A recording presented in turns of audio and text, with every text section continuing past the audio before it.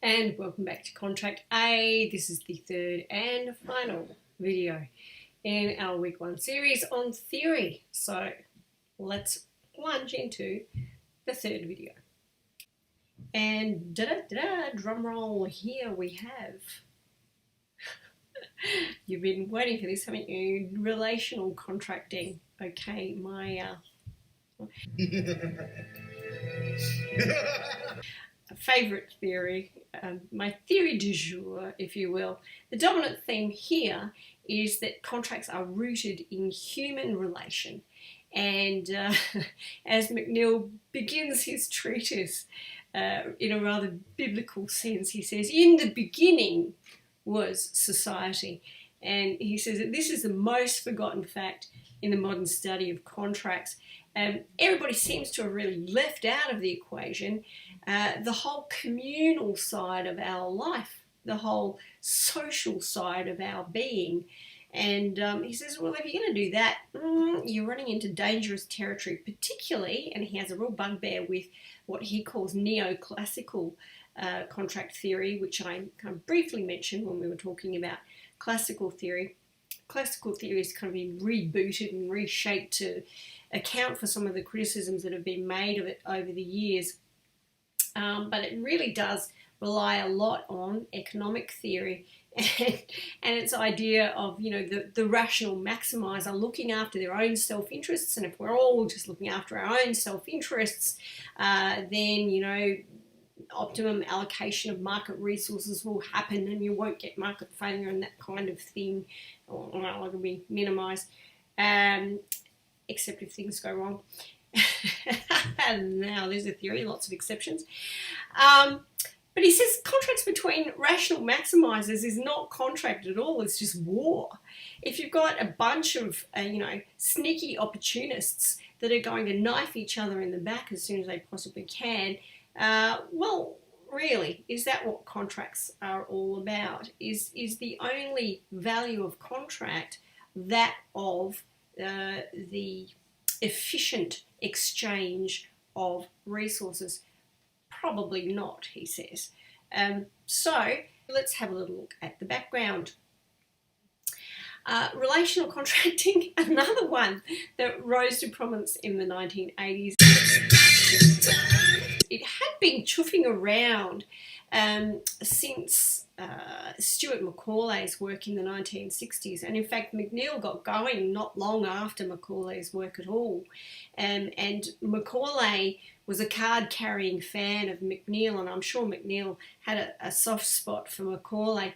I have put Macaulay's preliminary 1960s study up on Moodle for you if you're interested in having a bit of a read of that, not essential by any stretch of the imagination. But what prompted this theory? Well, McNeill was quite dissatisfied with the whole individualism that was inherent in so much of the theory that had gone before. Like I said, particularly ticked off with the whole rational maximizer thing.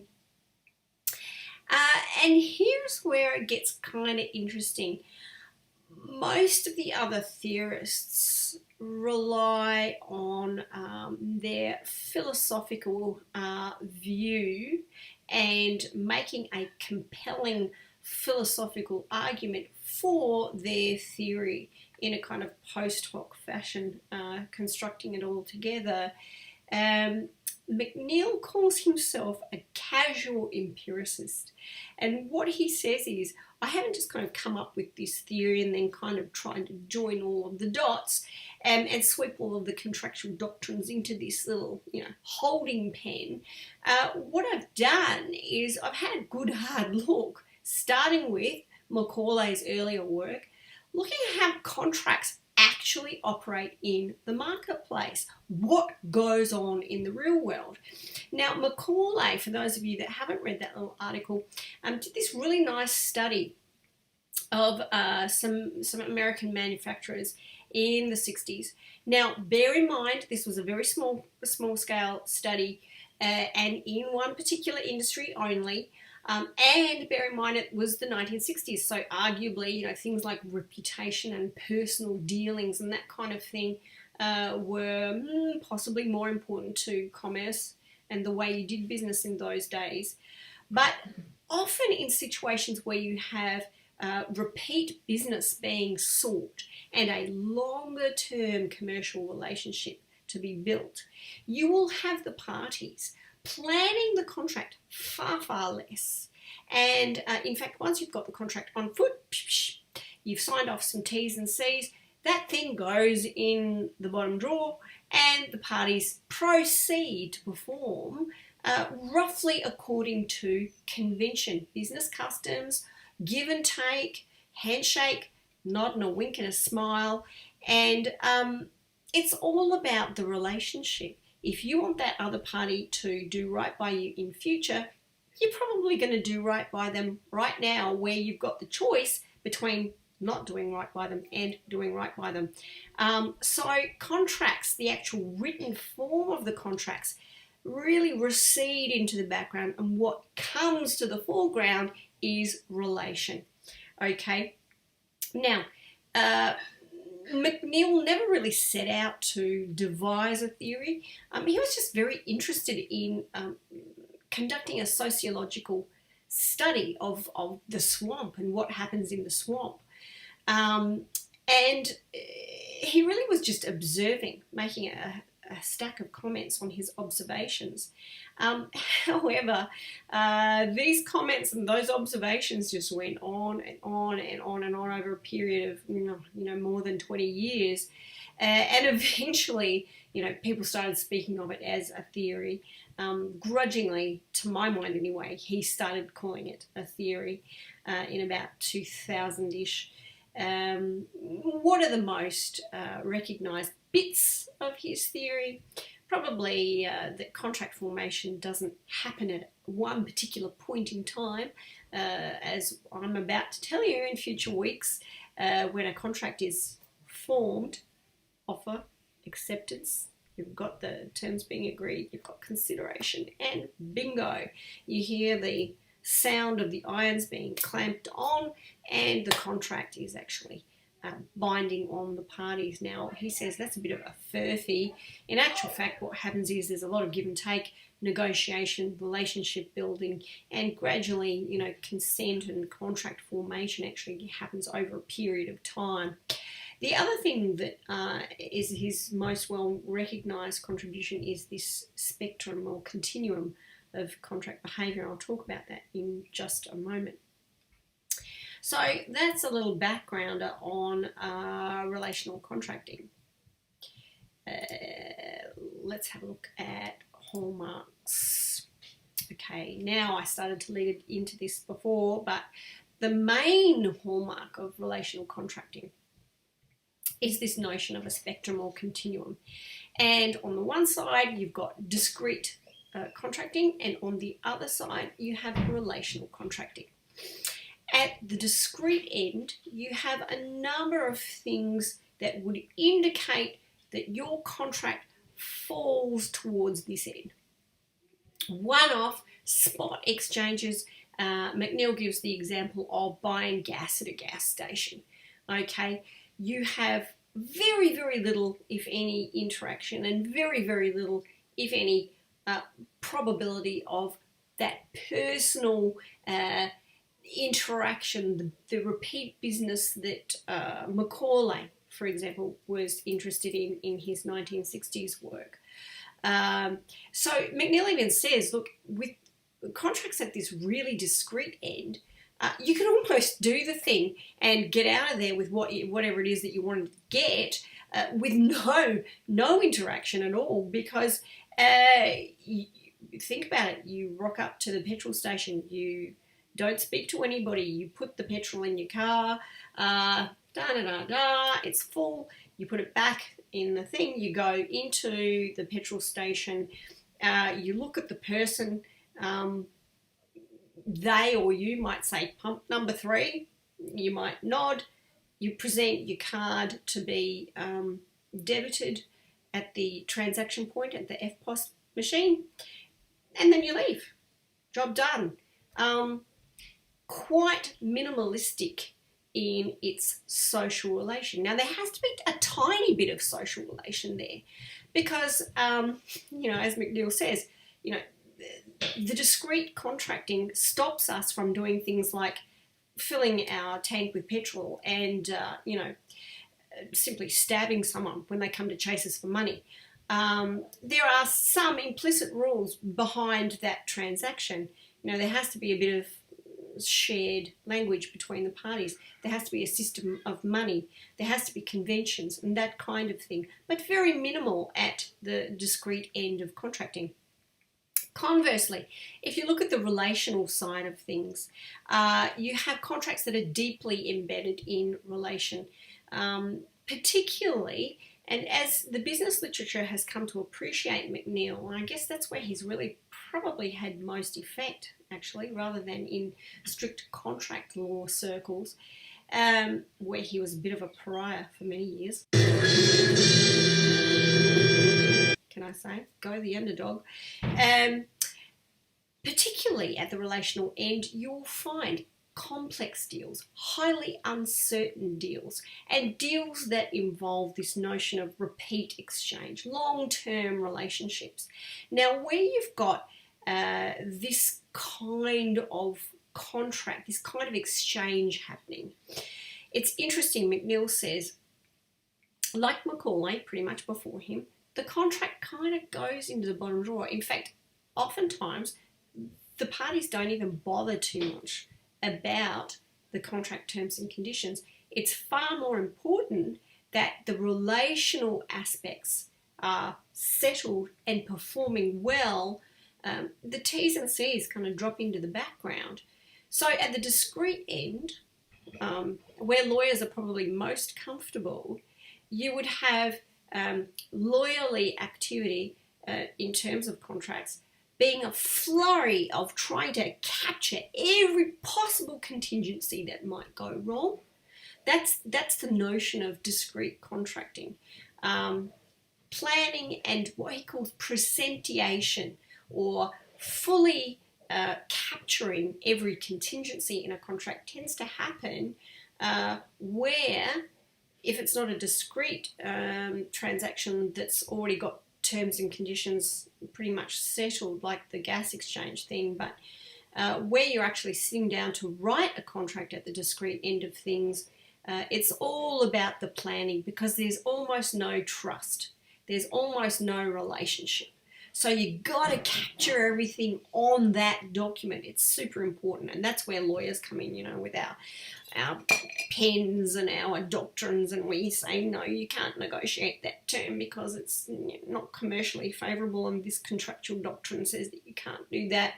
And you end up with a 20-page document for really what is about a one-page transaction. Relational contracts you tend to approach in a very different manner. And the International Association of Commercial and Contracts Managers, the IACCM, has done a lot of work with the Australian Navy on this, because the Australian Navy was having all sorts of bother with delivering on time with its submarine operations. And so what they did is they turned to the notion of relational contracting, and instead of putting a minutiae approach into action where you focus very much on the T's and C's and the bargaining and the to and froing and the adversarial nature of the parties, they really focus on getting the relational side of things focused first, the relationship operating properly, a whole set of processes and systems put in place as to how the parties will deal with each other in the course of performance, how they will settle their disputes, and clearly defined off-ramps for the relationship. And that's really what then tends to set the scene for a much more relaxed approach to coming down to the actual terms and conditions of the deal that's on the table. So that's relational contracting in a nutshell. I hope we can have some discussion about this at the Zoom, because it's really quite an interesting field, and it's one that I'm currently researching at the moment, so I'm kind of fired up about it. Looking at criticism of relational contracting, there is none, no. Only joking. The main thing, I guess, is that critics tend to point to it and say, oh, look at this body of work over 20, 30 years of McNeil. You know, it's this big anthropological, almost sociological inquiry. There's no clear or determinate legal principles that come out of this theory. I guess that makes sense, because the way that McNeil went into this whole exercise was, you know, how can I define legal principle in light of what I'm seeing? He just set out to map what was actually happening, you know, and then it was kind of afterwards that his theory unpacked itself almost as he thought about the ramifications of what he was seeing for contractual doctrine. And then he started, once he, you know, had mapped out this spectrum, this continuum, he started mapping, you know, the kinds of norms that would appear where you tended to see relational contracting occurring. Interestingly enough, you know, trust features among this kind of norm. The harmonization of relation or trust and keeping each other happy is one of the main norms that comes out of a relational contracting viewpoint. So he unpacks to about 10 different norms that you will see at the relational contracting end of the spectrum. So yeah, he didn't really have this theoretical approach to start with. There has been some difficulty applying relational theory in practice. How exactly do you go about harnessing the insights that McNeil has provided for us? And this is where the business literature has tended to focus on these norms that McNeil mapped out.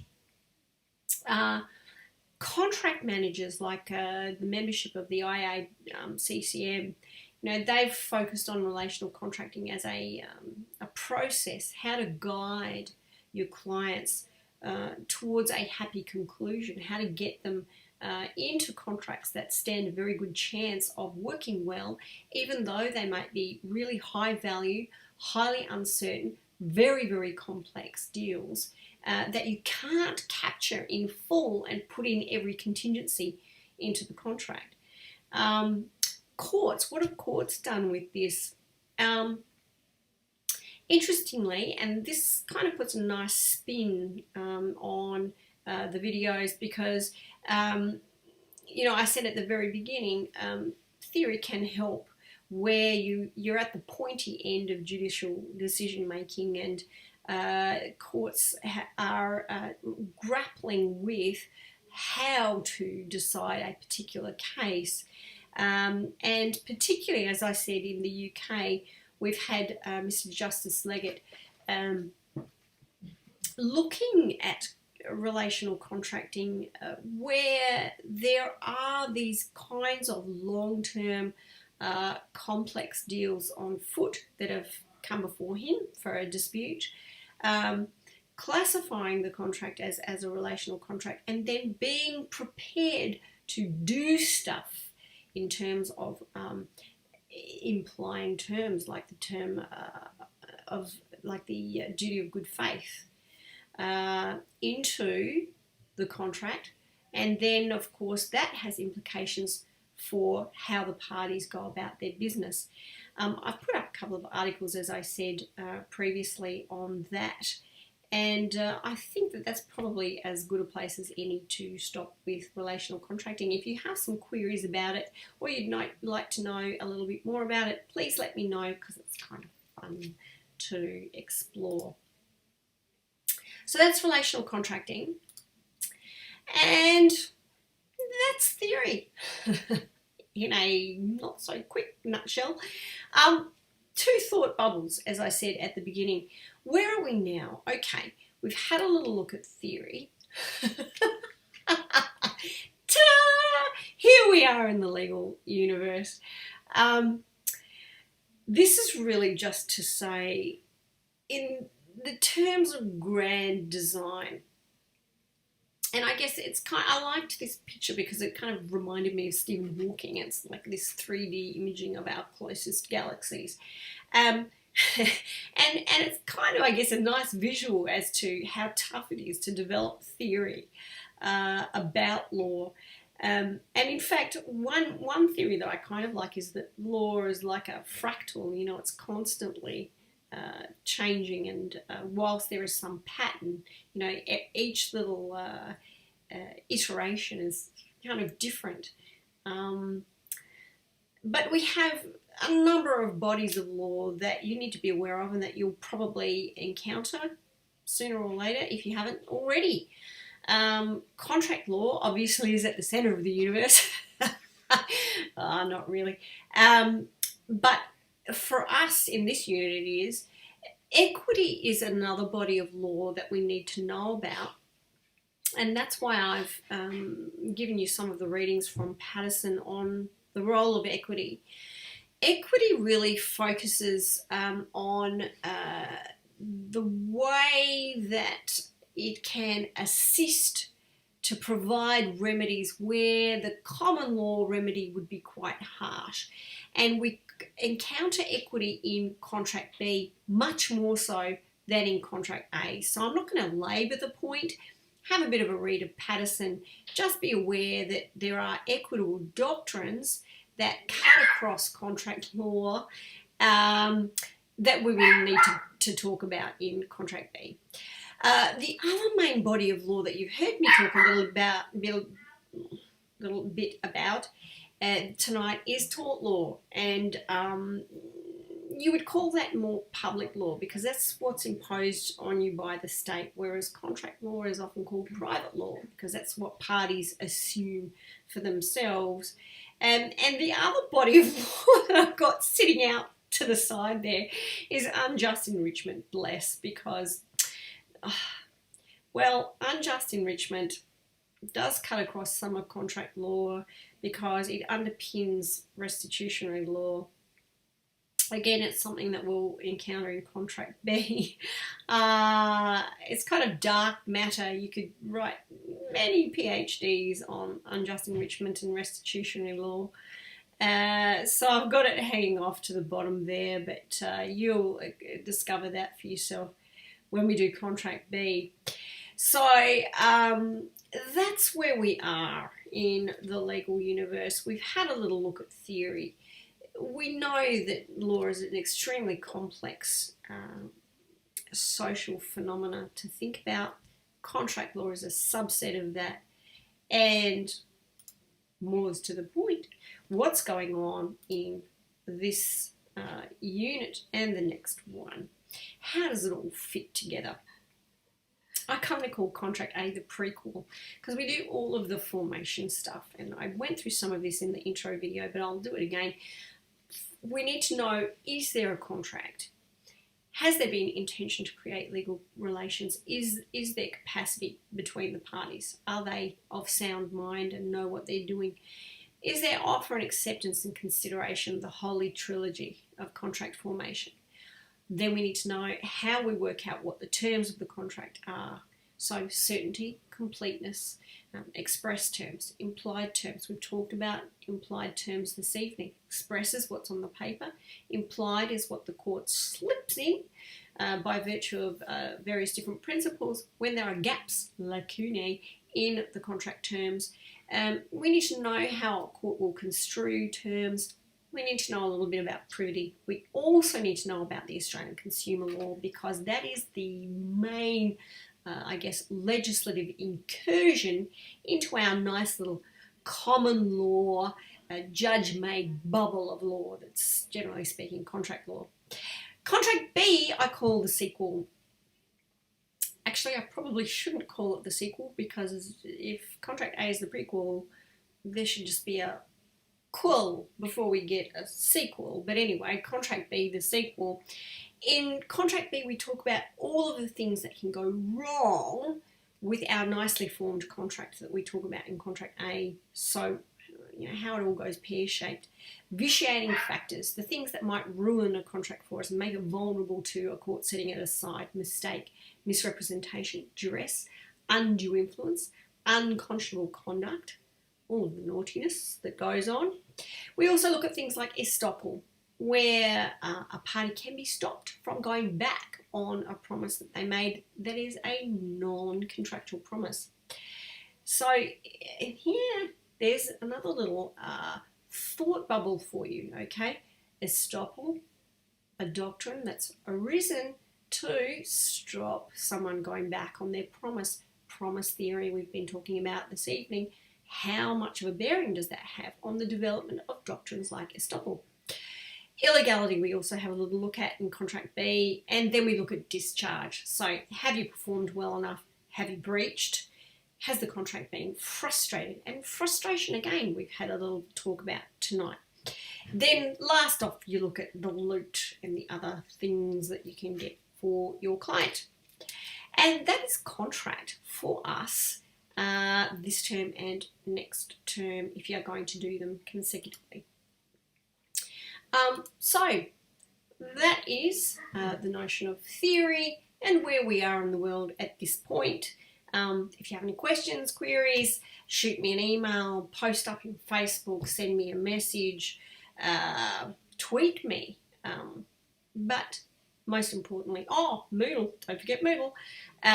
Most importantly though, do keep in touch, and hopefully I'll get to chat with you in the week 1 Zooms. Thank you, and I'll see you next time.